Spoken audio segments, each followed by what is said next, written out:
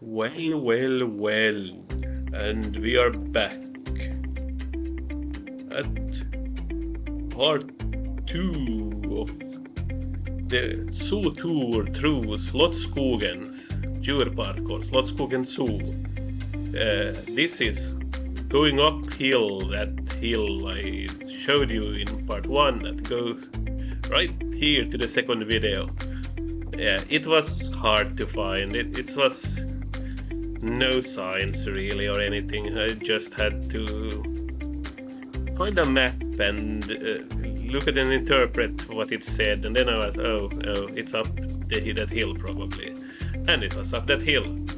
But here I am walking up the hill, and already I will say this about the second part. This is the good part. This is the good part. Believe me, there is so much good coming up. So much good, you don't believe how much good. I don't care. Shut up. But this was a pretty long hill to walk up on, so it was a little hiking, but that's fine. And then we soon start to come to actual habitat, and I immediately got excited. This is the habitat for the king of the forest himself, the majesty, the largest of the deers, the European elk. Right, elk. It's an elk. Yeah, sure, moose is fine too. You can say moose, but it's an elk. This is what an elk is. It's not my fault. Some Englishman who had never seen an elk thought it was an elk. Anyways, it's a large habitat as you see, and from this side I did not actually see the elk, but I had some luck later, so it will come up later in the video. Spoilers. But right now the habitat is great. It's an elk habitat. It has to be large, and it is. There is a lot of space for the elk. A lot of space. As I said, very good. This is a very good elk habitat. But the elk was nowhere to be seen because it was on the other side of the habitat, not seen from here, which we will get to later. Anyway, there is, as I said, this is the good part. There's a good stuff coming up. And just look at the habitat, it just goes on. It just goes on. But soon we will come up to another habitat here. This up here on the hill now we will have a circle you can go, and I chose to go it counterclockwise. And this habitat I first encountered right next to the elk habitat is the habitat for the Lindered pig, which we will see very soon.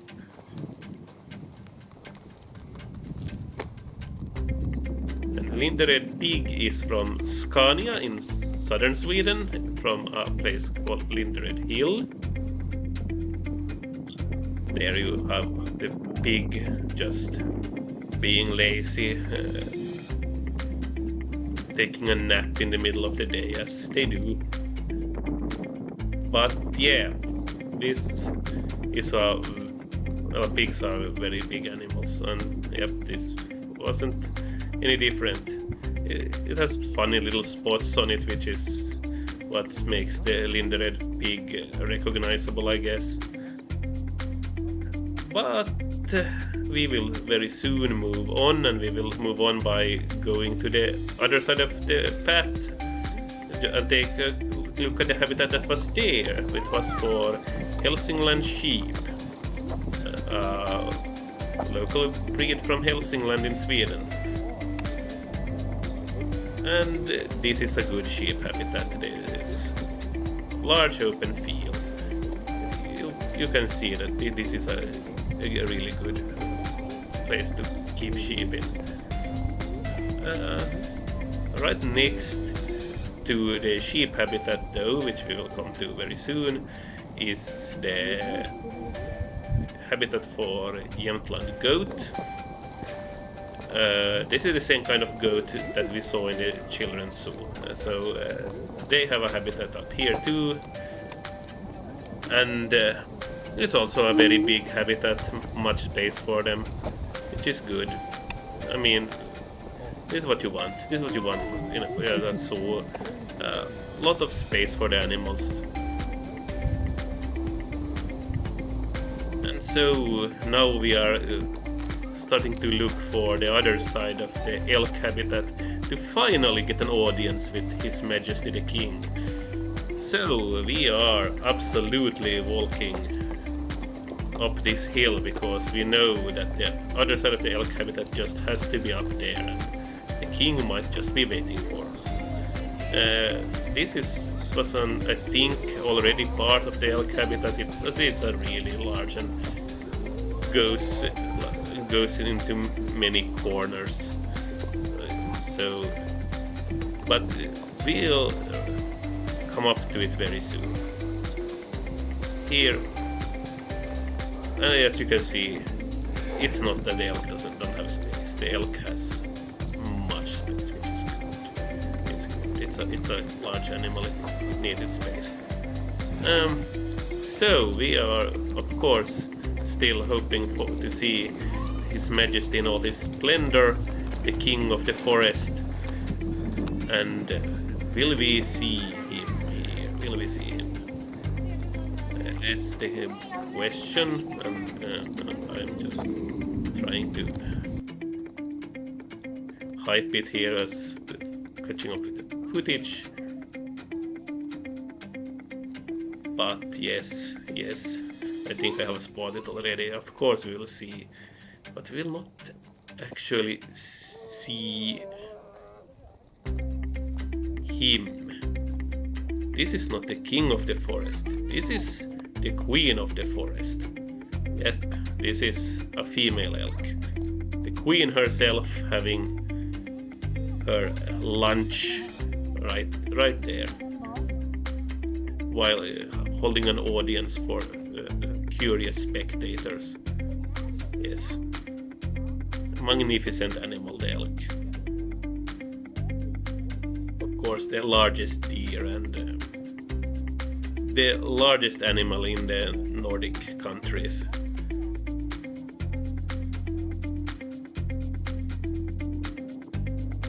Yeah, just look at her. And yes, you know it's a female because there is no horns. The males have horns. Anyway, no, males can lose their horns, but I'm pretty sure this is a female. Anyway, we will soon move away from the elk habitat, leaving Her Majesty to her lunch. And instead we walk back down the road to keep going in that circle we started to go, and we come up to a habitat for Scanian goose. So these are different goose than the Öland goose we saw earlier. Different breed. We will actually now come up on a empty habitat, which I think is for the sheep we saw down the children's zoo, because it makes sense them having a habitat up here, because all the animals in the children's zoo actually have habitats up here, because the children's zoo is just a thing during summers. So this habitat was empty.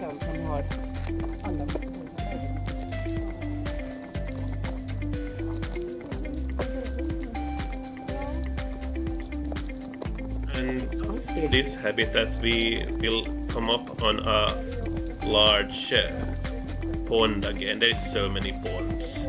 So here was a pond coming up right next to this habitat. I think there were some mallards in it. There's always mallards in the ponds. That's like absolutely no discussion about that. But we'll see, we are not quite there yet. This is again a pretty long hike here because, well, this is the kind of park it is. Yeah, here is the pond. Yes.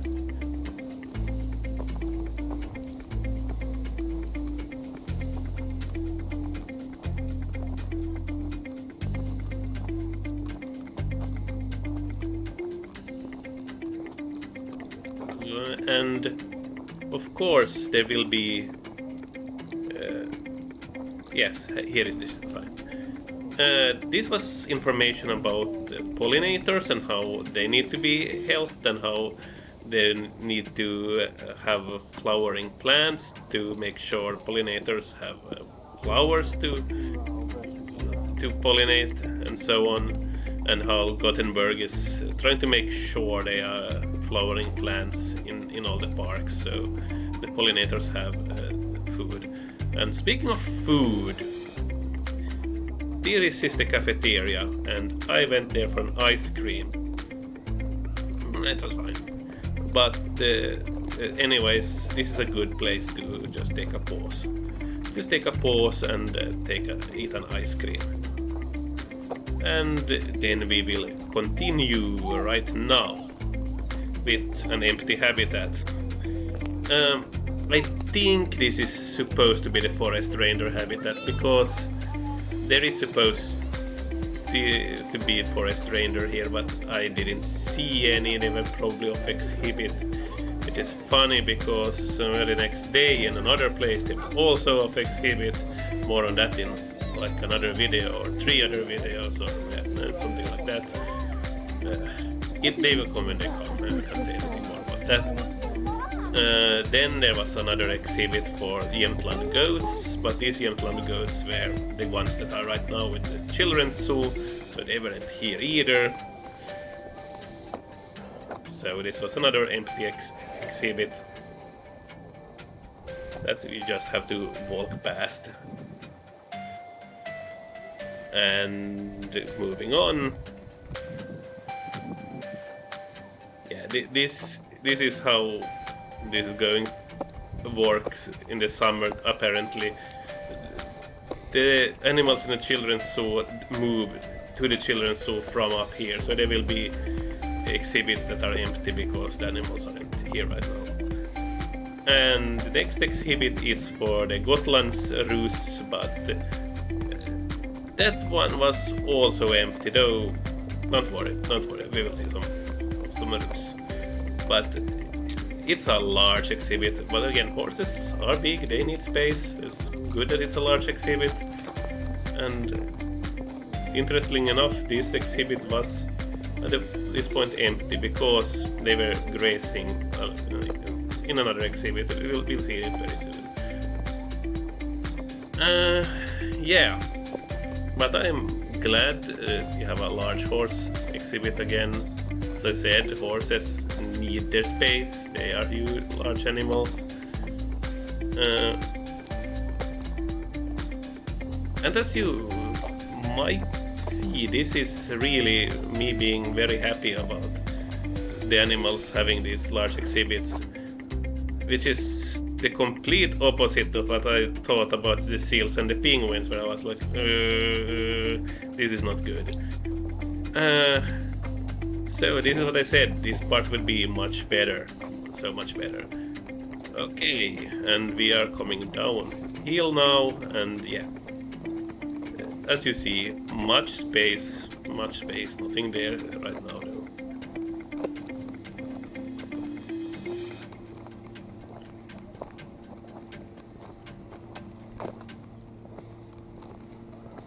No space there.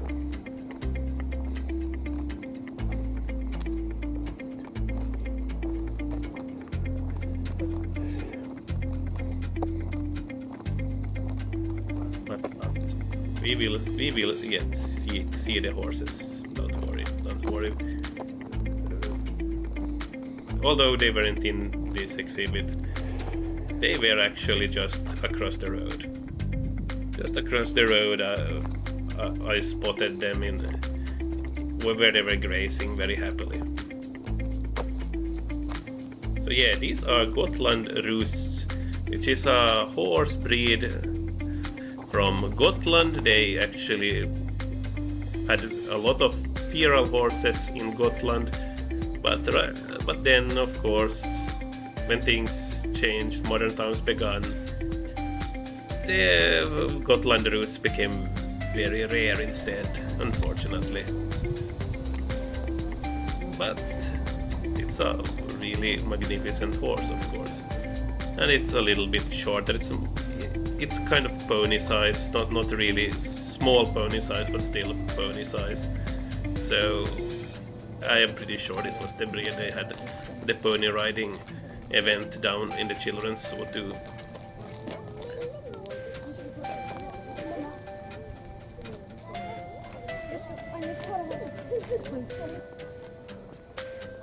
And leaving the horses behind, we are continuing our journey through the zoo, and next we are once again come up to a large pond.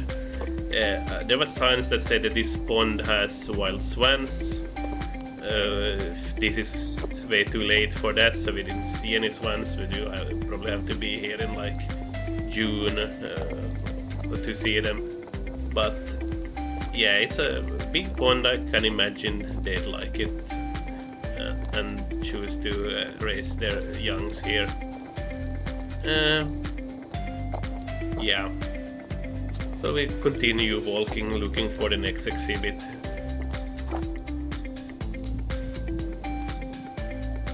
And it was a lot of walking at this point because this was a large pond we had to get around before we would find a habitat.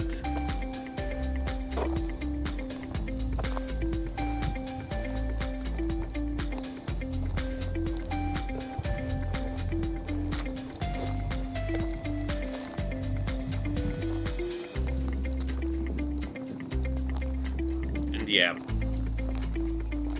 don't worry, we'll get to the next part. It's coming really soon. I could have cut this part a little shorter because, well, at least you are prepared if you ever go here. This is a lot of walking involved, which zoo doesn't have a lot of walking involved. That's one of the good things about zoos. You get to walk a lot. Anyways, as you see, this pond was really big.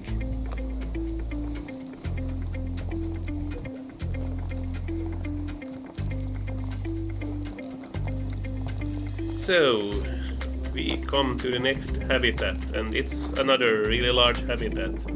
It's actually the habitat for the red deer. And before we actually saw any red deer, or I saw any red deer, I read about how there is now research of bees here. Well, here is the red deer, and this is the largest deer in Europe if you don't count the elk. If you count the elk, of course the elk is largest. So this is basically the second largest deer, what I'm saying. Well, what I read there in the sign earlier was that they are researching which type of flowers the bees like, which type of bees like which type of flowers and stuff like that to make it even to make the Slottskogen an even better place for bees. But enough about bees and more about red deer. We don't have them in Finland. They do have them in Sweden and Denmark and southern part of Norway a little bit too. They are, as I said, the second largest deer in Europe after the elk. And they are absolutely magnificent.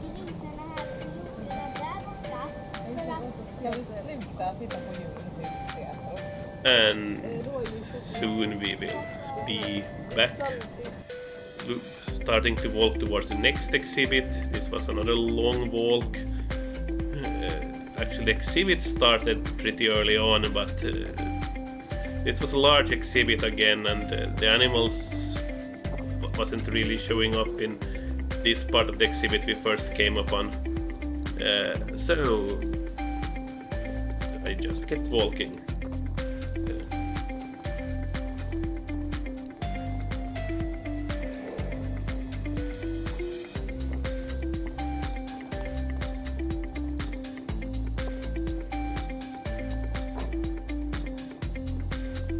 And this is actually the habitat for the European fallow deer.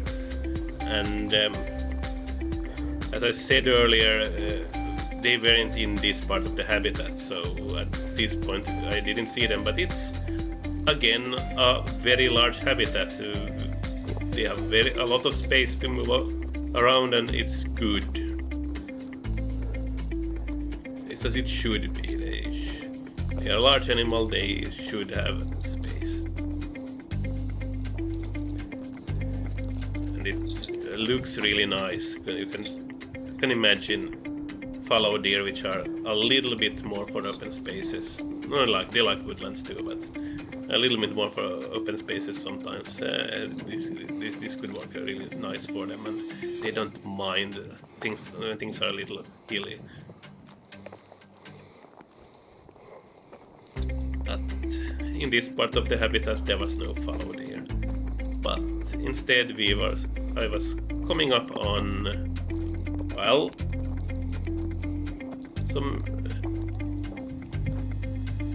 I was coming up here on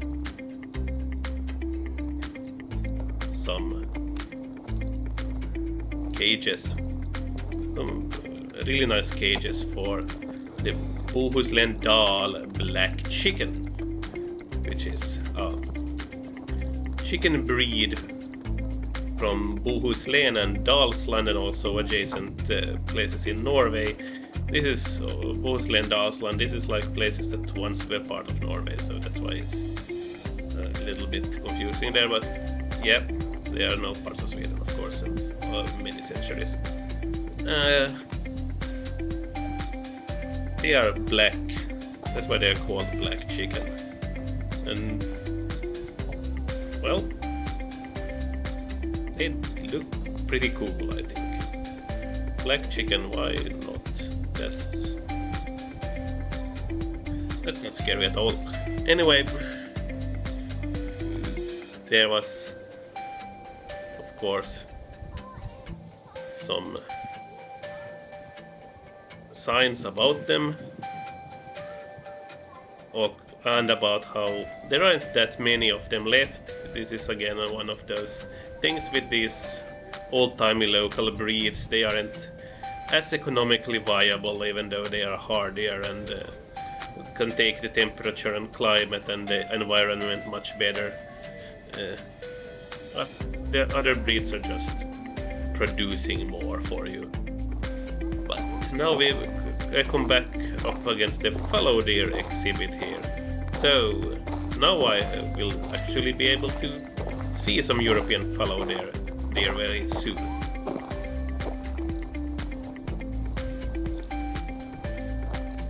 And yes,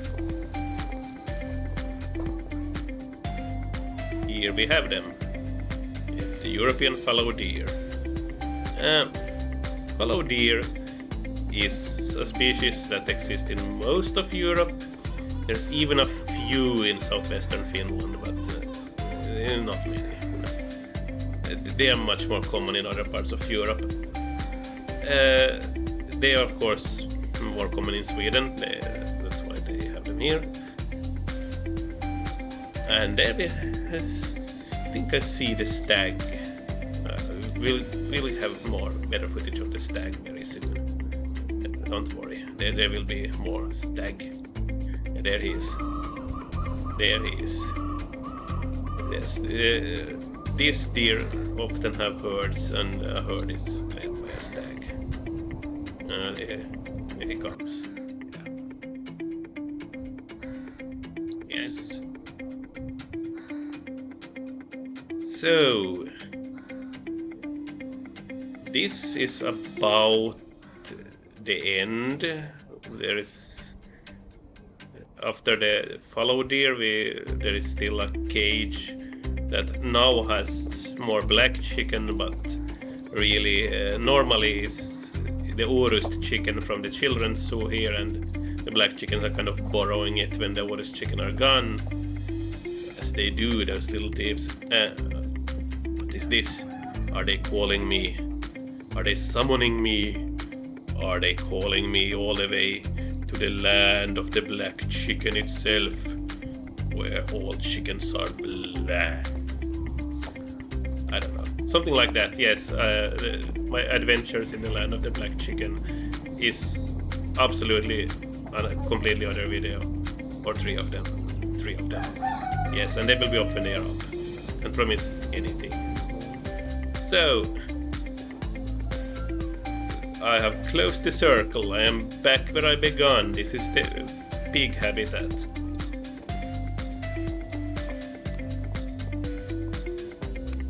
And with that I can have some closing thoughts probably. So the habitats for the land animals were large, much of space, pretty clear. They would enjoy these habitats. There was not the same feeling that they were crammed like with the seals and the penguins. I still think that if the penguin pond and the seal pond weren't that shallow, they were deeper, there were more diving possibilities, they wouldn't be so bad, and the penguins probably need some land space too, because they were pretty crammed with what they had there too. But yeah, otherwise interesting zoo. Again, a completely free experience. You can just come here, you just go to the park, and then you end up in the zoo if you go to the zoo part of the park. And there's many entrances and exits from the zoo area because it's just in the middle of the park. And now I am exiting the zoo at this point, and with that I think I will say bye for this time, and there will be more at some point. Can't say when at all.